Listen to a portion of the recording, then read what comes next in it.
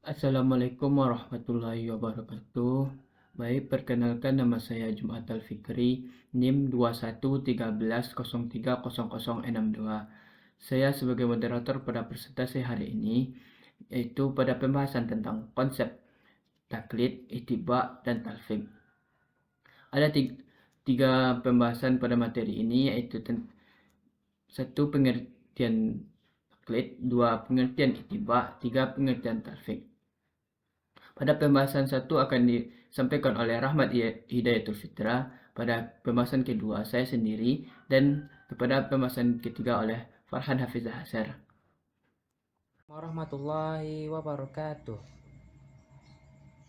Perkenalkan, nama saya Rahmat Hidayatul Fitrah dengan NIM 21130-378. Kali ini saya akan menjelaskan tentang taklid.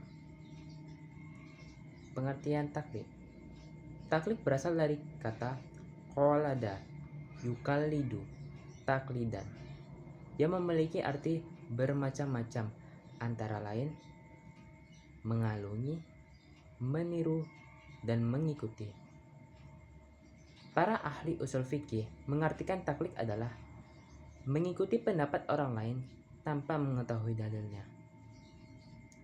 Menurut istilah, taklid adalah yaitu yang pertama, mengikuti pendapat orang lain tanpa mengetahui hujah atau dalil kebenaran pendapat tersebut. Yang kedua, suatu ungkapan yang mencerminkan sikap seseorang yang mengikuti orang lain baik dalam pendapatnya maupun perbuatannya dengan meyakini realitasnya tanpa melakukan penyelidikan dan pemikiran terhadap dalilnya. 3. Beramal berdasarkan pendapat orang lain tanpa mengetahui dalil-dalilnya. Hukum-hukum taklid diharamkan. Yang pertama, taklid semata-mata mengikuti adat kebiasaan atau pendapat nenek moyang atau orang dahulu kala yang bertentangan dengan Al-Quran dan hadis. Yang kedua, taklid kepada orang yang tidak diketahui bahwa dia pantas diambil perkataannya. Yang ketiga, taklid kepada perkataan atau pendapat seseorang, sedangkan yang bertaklid mengetahui bahwa perkataan atau pendapat itu salah. Diperbolehkan jika seseorang yang sudah mengerahkan usahanya untuk ittiba kepada apa yang diturunkan Allah Subhanahu wa taala, tetapi sebagian darinya tersembunyi sehingga dia bertaklid kepada orang yang lebih berilmu darinya. Perbuatan ini terpuji dan tidak tercela, tetapi sifatnya sementara. Misalnya taklid sebagian mujtahid kepada mujtahid lain, karena tidak ditemukan dalil yang kuat untuk pemecahan suatu persoalan, termasuk taklidnya orang awam kepada ulama. Kelompok ini terbagi 3 bagian, yaitu golongan awan atau orang yang berpendidikan wajib bertaklid kepada salah satu pendapat dari keempat mazhab. Yang kedua, golongan yang memenuhi syarat-syarat berijtihad sehingga tidak dibenarkan bertaklid kepada ulama-ulama. Yang ketiga, golongan awam harus mengikuti pendapat seseorang tanpa mengetahui sama sekali dasar pendapat itu. Yang diwajibkan yaitu bertaklid kepada orang yang perkataannya dijadikan sebagai dasar hujah, yaitu perkataan dan perbuatan Rasulullah SAW. Rukun taklid dan jenis taklid. Dalam disiplin ilmu usul fikih, rukun taklid dapat dijelaskan terdiri dari 3 komponen pokok, yakni al-muqallad fi, yang dimaksudkan sebagai sebuah pendapat atau topik tertentu yang dijadikan sebagai objek seseorang untuk melakukan taklid. Yang kedua, al-muqallad, yang dimaksudkan pada seseorang yang berpendapat atau pola pikirnya dijadikan pegangan atau pedoman oleh orang lain. Yang ketiga, al-muqallid, yang dimaksudkan kepada seseorang yang mengikuti pendapat orang lain. Jenis taklid dapat dijelaskan dalam dua jenis, yakni taklid mahmud, yang berarti taklid yang diperbolehkan, yaitu bentuk taklid yang dilakukan oleh orang yang tidak mampu untuk berijtihad dalam menentukan hukum. Oleh karena itu, menjadi kewajiban baginya untuk mengikuti petunjuk seseorang yang memiliki kemampuan untuk berijtihad. 2. Taklid mazmum atau muharram, yang berarti taklid yang tidak diperbolehkan, yaitu taklid yang termasuk dalam salah satu taklid yang dapat menyebabkan berpaling dari Al-Quran atau taklid kepada seseorang yang belum diketahui kualitas keilmuannya, dan atau taklid yang dilakukan setelah munculnya dalil yang bertentangan dengan pendapat orang yang diikuti. Hanya itu saja yang saya dapat sampaikan. Wassalamualaikum warahmatullahi wabarakatuh. Assalamualaikum warahmatullahi wabarakatuh. Perkenalkan, nama saya Jumat Al-Fikri, NIM 2113030062. Akan melanjutkan materi dari Rahmat Hidayatul Fitrah pada bagian B, yaitu ittiba. 1. Pengertian ittiba. Menurut bahasa, ittiba berasal dari bahasa Arab. Ia adalah masdar, kata bentukan dari kata ittiba'a, yang berarti mengikuti. Ada beberapa kalimat yang semakna dengannya, di antaranya yaitu ikhtifa, yang berarti menelusuri jejak, qudwah, yang berarti bersuri teladan, dan uswah, yang berarti berpanutan. Dikatakan mengikuti sesuatu jika berjalan mengikuti jejaknya dan mengiringinya. Dan kata ini berkisar pada makna menyusul, mencari, mengikuti, meneladani, dan mencontoh. Ittiba menurut istilah adalah mengikuti pendapat seorang ulama, fuqaha, dan sebagainya dengan mengetahui dan memahami dalil atau hujjah suatu perkara yang digunakan dan mengikuti mereka. Ittiba juga diartikan sebagai upaya mengikuti atau menuruti semua yang diperintahkan dan dibenarkan Rasulullah SAW, serta menjauhi segala yang dilarang Allah Subhanahu wa taala dan Rasulnya. 2. Hukum ittiba. Para mukallaf wajib ittiba kepada Allah Subhanahu wa taala dan Rasul sallallahu alaihi wasallam, sebagaimana firman-Nya yang berbunyi, A'udzu billahi minasy syaithanir rajim. Bismillahirrahmanirrahim.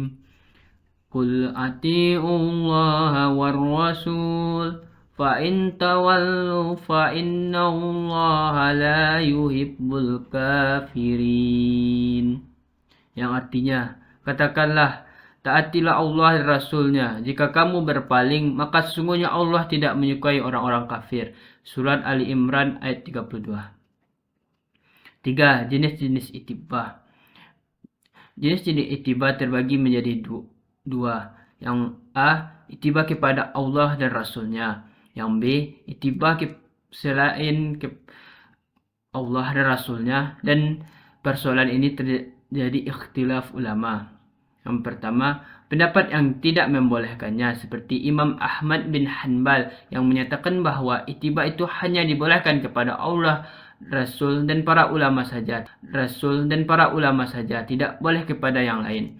Yang kedua, pendapat yang membolehkan berittiba kepada para ulama karena dikategorikan sebagai warisatul anbiya. Ulama adalah pewaris para nabi. Yang keempat, kedudukan ittiba. Dalam posisi ittiba kepada Rasulullah SAW mempunyai kedudukan yang sangat tinggi dalam Islam dan salah satu pintu seorang dapat masuk Islam. Yang A, ittiba kepada Rasulullah SAW adalah salah satu syarat diterimanya amal. Yang B, ittiba merupakan bukti kebenaran cinta seorang kepada Allah Subhanahu wa taala dan Rasulnya. Yang C, ittiba adalah sifat yang utama ulama fuqaha dan orang-orang yang sahih. Hanya itu yang dapat saya sampaikan dan akan dilanjutkan oleh rekan saya yang Farhan Hafizah Hazar. Assalamualaikum warahmatullahi wabarakatuh. Assalamualaikum warahmatullahi wabarakatuh. Saya Farhan Hafiza Asar dengan NIM 2113030045 ingin melanjutkan dari materi sebelumnya, yaitu yang C, talfik. Satu, pengertian talfik. Secara kebahasaan, kata talfik adalah bentuk masdar dari kata lafaqa yulafik talikon, yang berarti merapikan dua tepi yang berbeda. Menurut peristilahan umat usul fikih, talfik dimasukkan sebagai nama dari salah satu sikap beragama yang mengambil atau mengikuti hukum dari suatu peristiwa berdasarkan kepada pendapat dari berbagai mazhab. Adapun hukum-hukum talfik, yaitu pertama haram. Pada perkataan ulama usul fikih tentang ijma atas ketidakbolehan menciptakan pendapat ketiga apabila para ulama terbagi kepada dua kelompok tentang hukum suatu perkara, karena menurut mayoritas ulama tidak boleh menciptakan pendapat ketiga yang meruntuhkan atau menyalahi suatu yang telah disepakati. Yang kedua, boleh tidak adanya nas di dalam Al-Quran ataupun As-Sunnah melarangkan talfik ini. Setiap orang berhak untuk berjihad dan tiap orang berhak untuk bertaklid kepada ahli ijtihad. Selanjutnya ada pendapat bahwa talfik itu boleh dilakukan karena membolehkannya justru Nabi Muhammad SAW sendiri secara langsung. Yang ketiga, talfik dibagi menjadi dua. Yang pertama, talfik dalam lebih dari satu qadiyah, seperti seseorang berwudu dengan hanya mengusap sebagian kepala, bertaklid pada Imam Syafi'i, kemudian dia salat dengan menghadap ke arah kiblat, atau dengan bertaklid kepada Imam Abu Hanifah. Talfik jenis ini pada pengertian selanjutnya sering disebut dengan pengertian intiqalul mazhab. Yang kedua, talfik dalam satu qadiyah, seperti berwudu dengan hanya mengusap sebagian kepala. Setelah berwudu dia menyentuh perempuan lalu melakukan salat. Salat dilakukan inilah yang menjadi perdebatan serius di kalangan ulama, apakah sah atau tidak, karena talfik jenis ini mengakibatkan pada pembatalan oleh semua mujtahid yang ditaklidi, atau dalam contoh Imam Syafi'i dan Abu Hanifah. Yang keempat, terdapat tiga bentuk talfik yang disepakati oleh para ulama bahwa talfik tersebut tercela dan tidak boleh diamalkan, yaitu a. sengaja mencari yang mudah-mudah atau tatabu arushkah, seperti seseorang yang mencari pada setiap mazhab perkara yang mudah-mudah tanpa sebab uzur atau darurat. Ini termasuk perkara yang tercela karena akan menjadikan seseorang mukallaf bermain-main dengan urusan agamanya. Yang kedua, talfik yang membawa kepada pembatalan hukumnya sang hakim, karena dasarnya keputusan hakim mengangkat perdebatan pendapat yang membawa kepada keributan dan perselisihan. Selanjutnya, talfik yang menyebabkan seseorang merujuk dari pendapat yang pernah dilakukannya untuk dibawa ke pendapat lain. Demikian pula talfik terhadap perkara yang disepakati oleh para ulama sebagai konsekuensi dan taklidnya pada masa lalu. Hanya itu yang dapat saya sampaikan. Selanjutnya kembalikan kepada moderator. Assalamualaikum warahmatullahi wabarakatuh. Baiklah, pembahasan telah disampaikan di atas, yaitu tentang konsep taklid, ittiba, dan talfik.